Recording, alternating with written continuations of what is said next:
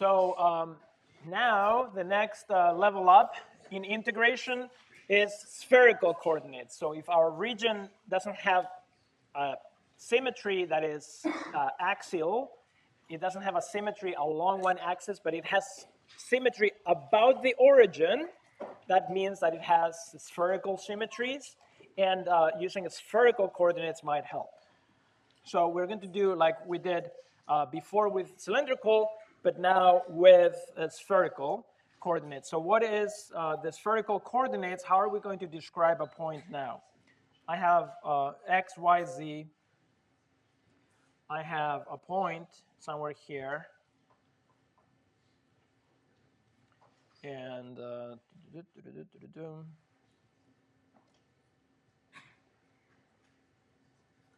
okay, so that's my point that I want to describe that has coordinates, whatever, x, y, z.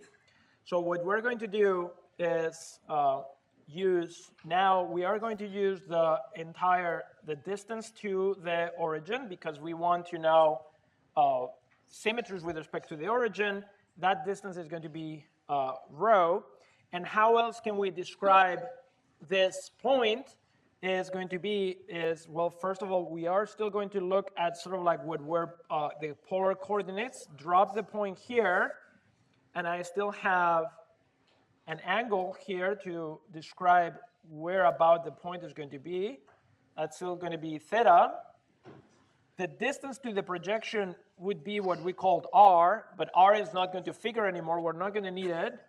And the other thing we need to know is how far this line is from the z-axis. So there's now another factor here, which is the angle from here to here.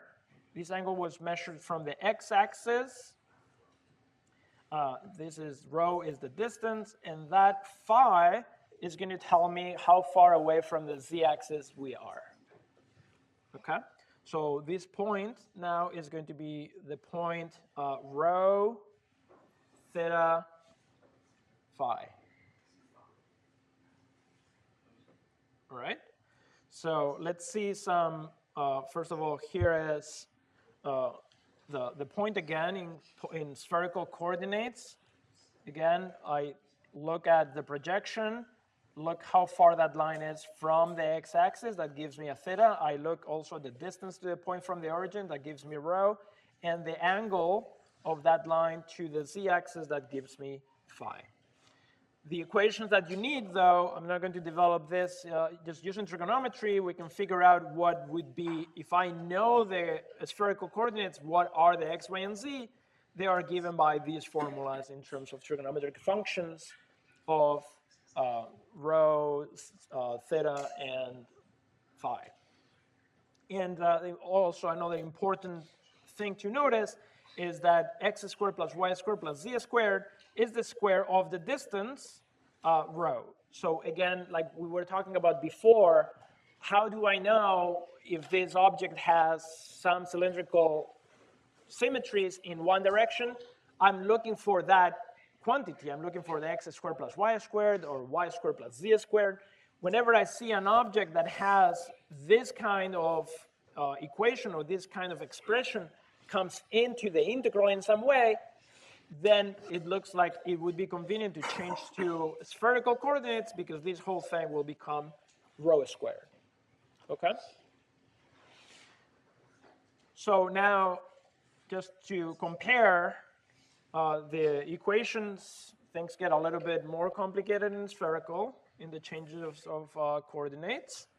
But this is the change which corresponds to like we were doing here. And of course, also now when we change a Cartesian integral to a spherical coordinates integral, there's going to be a new conversion factor. But actually, before we do that, let's play a little bit around with these coordinates. So let's sketch the surface. So all the points that are given by rho equals k, a constant. It would be a sphere because we're looking at all the points that are k away, that rho equals constant.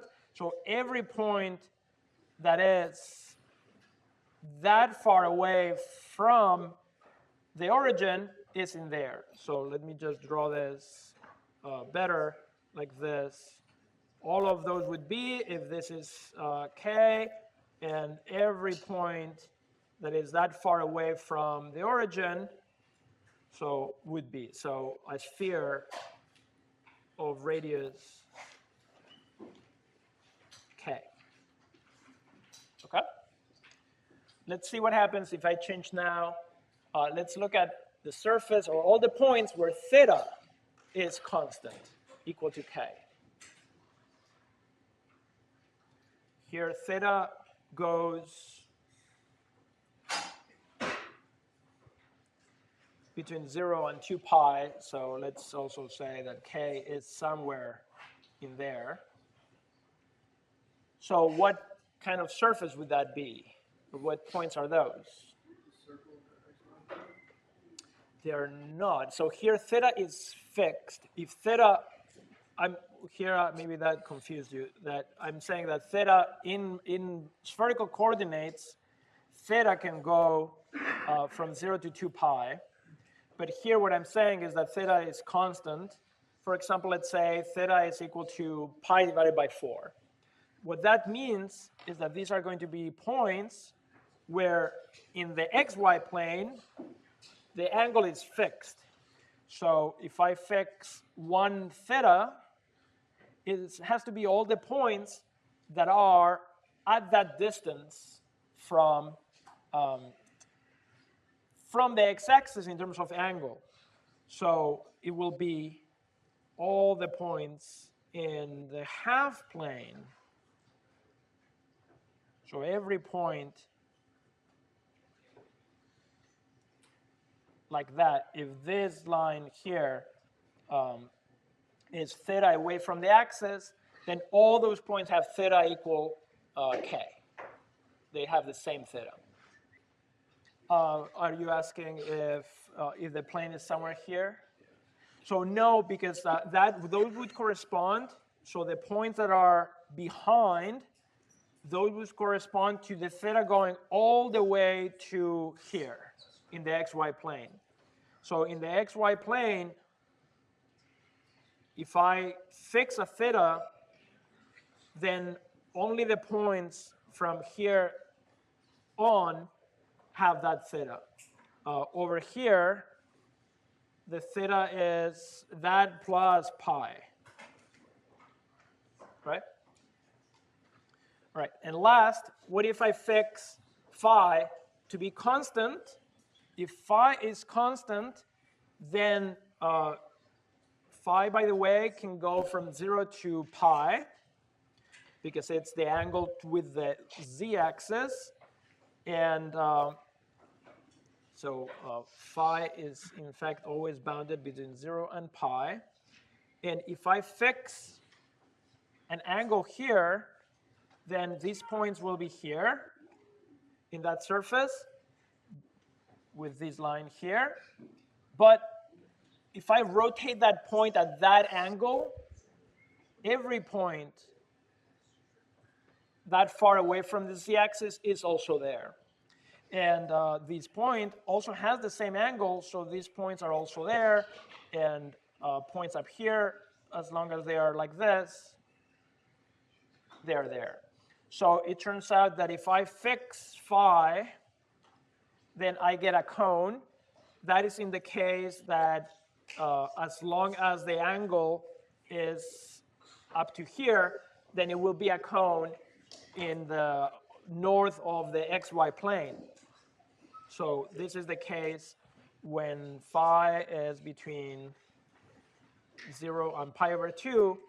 But if phi was beyond pi over 2, then what I actually get is a cone here, because the angle goes all the way from here to here. So the cone would be down here if this is that phi equals k, and k is between pi over 2 and pi. So those are the constant, coordinates, the 3 objects that we get from that. So all these 3 have some degree of symmetry with respect to the origin. And whenever we see one of those, we can exploit that symmetry. So let's, oh, one more thing. Let's sketch a spherical wedge. So this is the equivalent of a box in Cartesian coordinates. If I have a box, then I know it's going to be a box in Cartesian. If I have a box in spherical coordinates, what does that look like? Let's see. I had to teach myself how to draw this thing so it actually looks like what it is. So I'm going to draw the axis like this.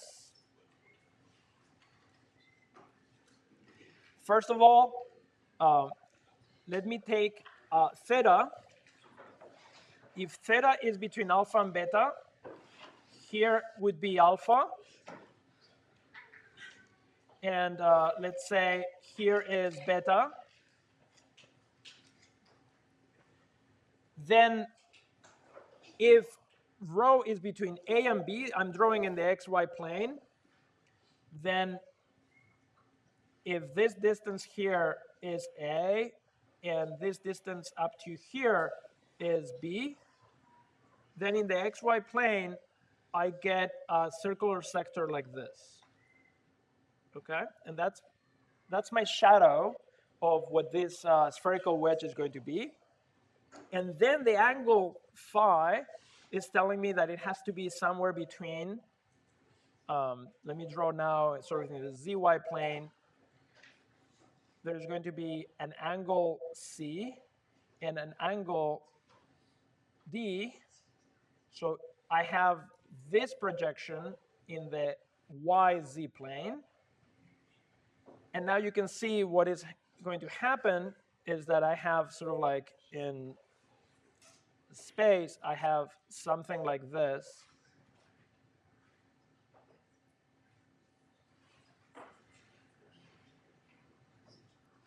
It is something like this, a spherical wedge. So just if you think of a sphere and then you just cut, sort of like try to cut rectangularly what is in there, that's sort of what you get. So that is going to be the spherical wedge when the three variables, rho, theta, and phi, are in intervals. Okay? You can think about maybe it's better to visualize it in terms of these cross sections or these shadows in the three on the three planes. All right. So this is a better picture. Look at it. So they look like this. The spherical wedges look like this, and we can do Riemann integrals again in things that have a spherical coordinates, just by partitioning my entire object, my entire region into spherical wedges. And we have to figure out, if I knew this length, and this length, what is the volume of that wedge? And I'm not going to do it myself, but this in here is rho d phi. This length here is rho sine phi d theta, and this length here is d rho, when this is sort of like an infinitesimal little spherical wedge. So the volume in Cartesian coordinates translates into the spherical coordinates with the conversion factor rho squared sine of phi. That's the result of when you try to figure out how to convert the usual Riemann integral into the spherical coordinates. So if I'm going to integrate over a spherical wedge, then the integral of that function would be, by Fubini's theorem, is going to be the integral, the iterated integral. And now the function f, I have to substitute. Remember, the formulas for x was rho sine phi cosine theta. The formula for y is rho sine phi sine theta. Formula for z. And then this is the conversion factor that you have to multiply in spherical. In cylindrical, it was just r. In spherical is rho squared sine phi. and then integrate with respect to rho, theta, and phi. Okay? As you can see, these integrals can quickly become some like trigonometry horror movie, but in the examples, the toy examples we're going to do, the integrals are not too bad. So let's try it out. Let's try this out with something we know, or maybe you don't. How many of you, raise your hand if you know the formula for the volume of a sphere of radius r? Great. So now you don't need to remember ever anymore. If you know how to do triple integrals in the spherical coordinates, then you can develop it every time. So let's do that. First of all, what is the sphere of radius r? Let's call it S. I want to give it spherical coordinates. So it's going to be rho, thetas, and phis. What is the range of rho in my sphere? I'm trying to compute a volume, not just the surface area, but the volume. So the rho is going from what to what inside the sphere? It's the distance to the origin, right? So it's not the x coordinate, it's the distance to the origin, so it's from 0 to r, okay? So now rho is going to go from 0 to r. What about the theta? The theta is all the possible angles we get in the equator, right? But we can get every angle in the equator. It's 0 to 2 pi. Because I'm going to go all around the sphere. If you're going to compute a volume, maybe we could just do 1 octant and then multiply by however many octants are there. But let's just do it all at once. So theta does go up to 2 pi. And phi can go anywhere from 0 to pi. Okay? So phi is going from 0 to pi. So that's a sphere. And that's the full sphere in spherical coordinates. Okay? That's a spherical wedge because it's just boxes. These are just intervals for each one of those variables. It's a spherical wedge except it's the entire sphere. So it's a wedge that is the totality of the sphere. Yes. Phi goes from the z-axis to the radius from 0 to the point.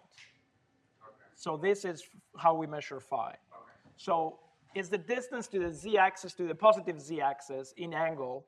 So it can go from anywhere from 0 to pi.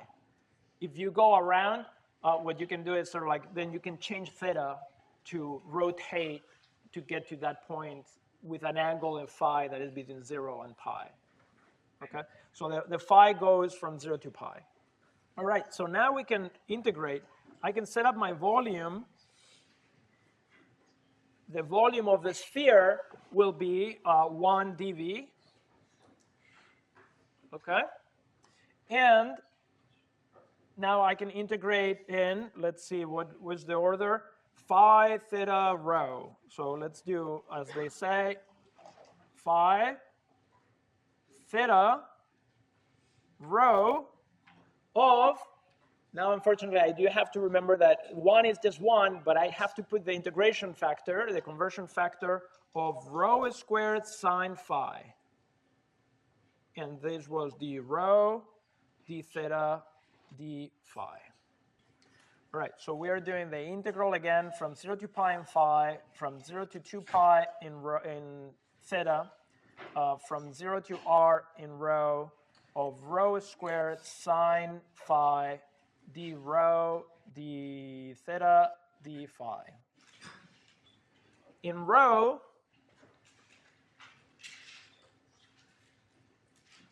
I get, when I integrate with respect to rho, I'm going to get r cubed, rho cubed divided by 3 sine phi d theta d phi between 0 and r. By the way, if you've ever wondered, if you are one of the lucky few that did remember the formula for the volume of a sphere, when you first saw that, you might have wondered, like, what the heck, why is there a third in the formula? Here it is. It's because we had to integrate rho squared. That's the third. All right, so now this is going to be the integral 0 to pi, 0 to 2 pi, r cubed over 3 sine phi d theta d phi. With respect to theta, this is a constant function, so this is the integral of 0 to pi of this constant times the integral of 0 to 2 pi of theta, which is going to be 2 pi. So I get 2 pi r cubed divided by 3 sine phi d phi. That's an awful phi. Let's fix it. Okay, we're getting close. We're getting close. We have the pi, we have the r cubed, we have a third in there. We're missing a factor of 2 somehow. So now I integrate this. That's a constant times sine of phi. The integral of sine of phi is minus cosine of phi. So this is minus 2 pi r cubed divided by 3 cosine of phi between 0 and pi. And now at pi, cosine of pi is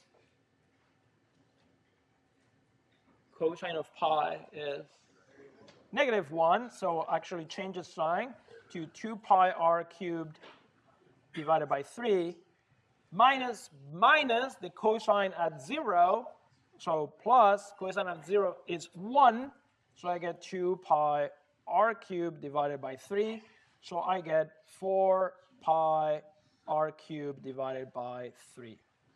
Look at that. So that is the formula for the volume of a sphere of radius r.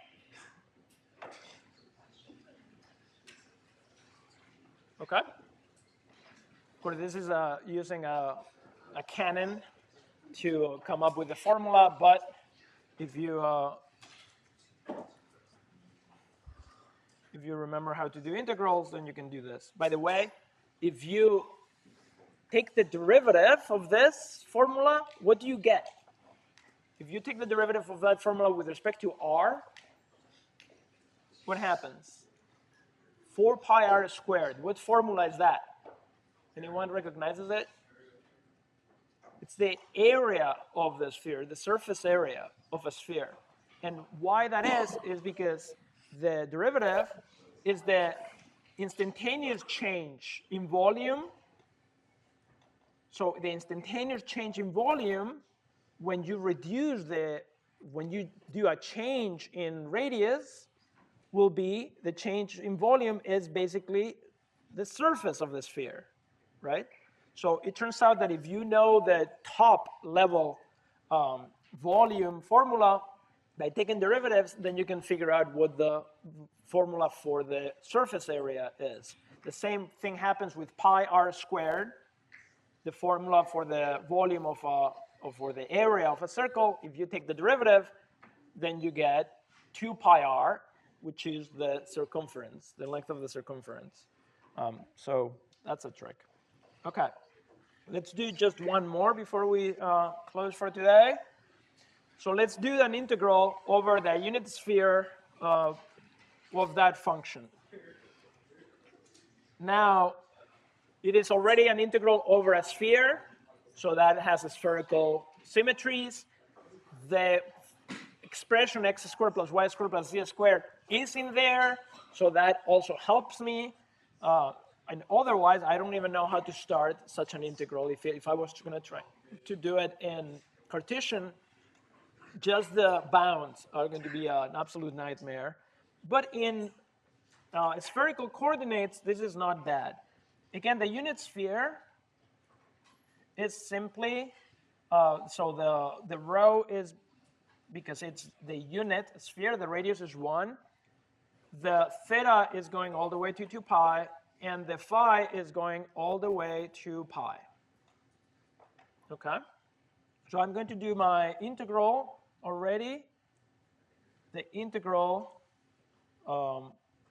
it has a function in there, so let's just put the bounds already. So it's going to be in phi from 0 to pi, in theta from 0 to 2 pi, in rho from 0 to 1 of e to the inside of that horrendous function is rho squared, x squared plus y squared plus z squared. This is rho squared, okay? And this is rho squared with this factor to the 3/2, that is rho cubed. So this is e to the rho cubed. That alone is not looking good because that's not a function that has an elementary antiderivative. But I have to put in the conversion factor of rho squared sine of phi. D rho, d theta, d phi. And now that's good because I know how to integrate rho squared e to the rho cubed. So that first integral, the sine of phi is just a constant. The integral of rho squared times e to the rho cubed using a using u substitution, that's rho cubed e to the rho cubed divided by 3. Okay, so from here to here, you can use u sub to figure that one out, and this is between 0 and 1. Okay, and now I'm going to do d theta, d phi. That is going to give me the integral from 0 to pi, integral from 0 to 2 pi of sine phi of e divided by 3 minus a third, I think.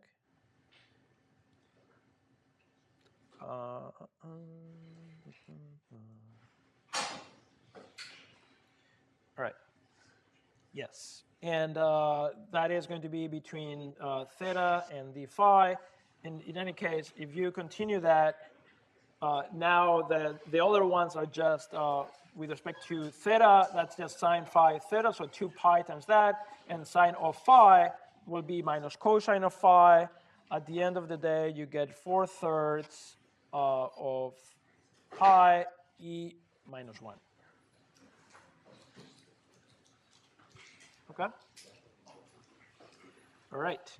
So next time, we are going to do the actual volume of an ice cream cone. So we're going to pick a cone. We're going to put a bowl of ice cream on top, and then figure out what's the volume of that whole thing.